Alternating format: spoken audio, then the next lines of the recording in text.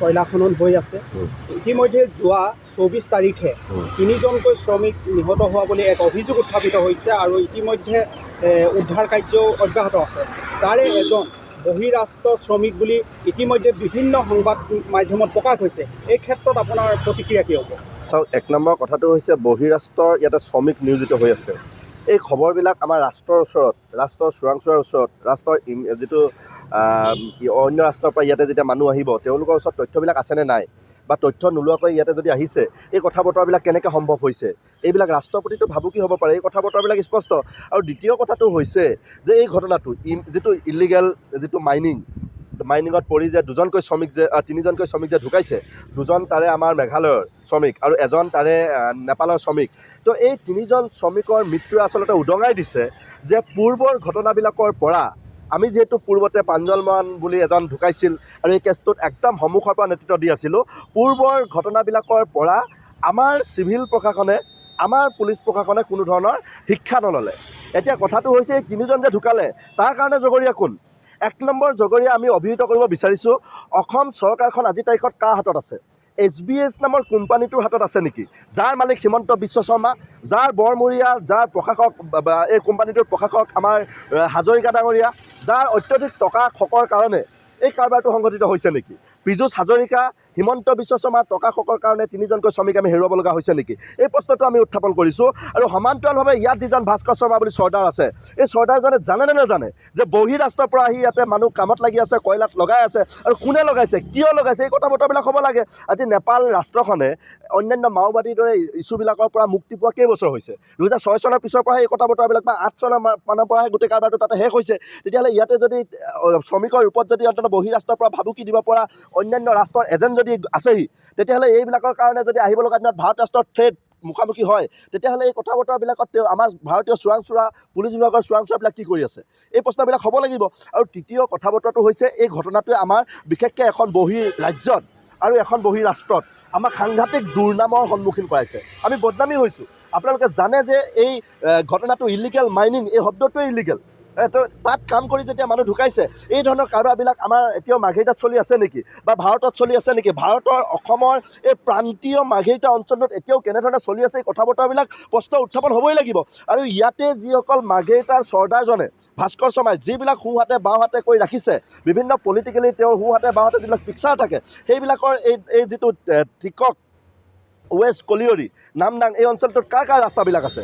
এই ৰাস্তা থকা মানুহবিলাকক SPয়ে মাতি সোধপোছ কৰিবনে নাই? টিপমিয়া বুলি কোৱাজনে যাতে ৰাস্তা আছে, সেই ৰাস্তাৰে যেতিয়া এই ফকলেণ্ডবিলাক বাগৰিছে, সেই ৰাস্তাৰে যেতিয়া এই আমাৰ বলেৰ পিকআপ ভানবিলাক বাগৰিছে, এই কথা বতৰাবিলাক চৰ্চালৈ আহিবনে নাই? টিপমিয়াক মাতিবনে নাই? ৰুচিক মাতিবনে নাই? তেওঁলোকৰ যিহেতু তাতে ৰাস্তা আছে, কাম কৰে, তো এইবিলাকক মাতিলে দুধ কা দুধ পানী কা পানী হ'ব। এই কথা বতৰাবিলাক আমি উত্থাপন কৰিব বিচাৰিছোঁ। আৰু পুলিচ প্ৰশাসনে কেৱল মাত্ৰ তাত দেখিছোঁ, আমি চিভিলৰ মানুহ কিয় দেখা নাই? চিভিল প্ৰশাসনৰ DC কিয় এতিয়ালৈকে চিভিল ছাইটত এতিয়ালৈকে দেখা দিয়াগৈ নাই? এতিয়ালৈকে কিয় মাৰ্ঘেৰিটাৰ চাৰ্কুল অফিচাৰে হওক বা SDC হওক এতিয়ালৈকে কিয় এপাকো সেই ছাইটত দেখা দিবলৈ যোৱা নাই? আমাৰ শ্ৰমিকসকলৰ মূল্য নাই নেকি? মানুহৰ জীৱনৰ মূল্য আছেনে নাই?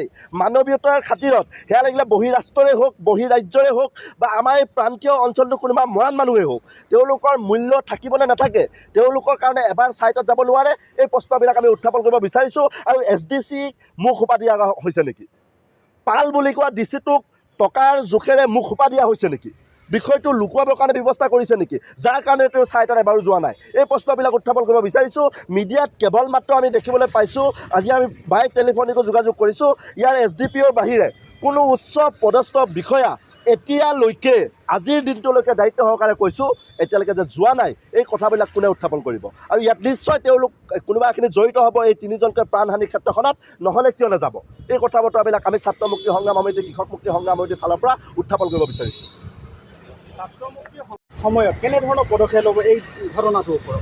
এই ঘটনাটোৰ ওপৰত আমি ইতিমধ্যে আমাৰ জিলাৰ যিজন সম্পাদক ধৰ্মৰাজ আৰু ইয়াৰ আঞ্চলিক সমিতিৰ বাৰিক খানহঁতৰ লগত আমি একদম আলোচনা কৰিছোঁ। মই যোৱাকালি এই অঞ্চলত বাহৰ পাতি লৈছোঁ।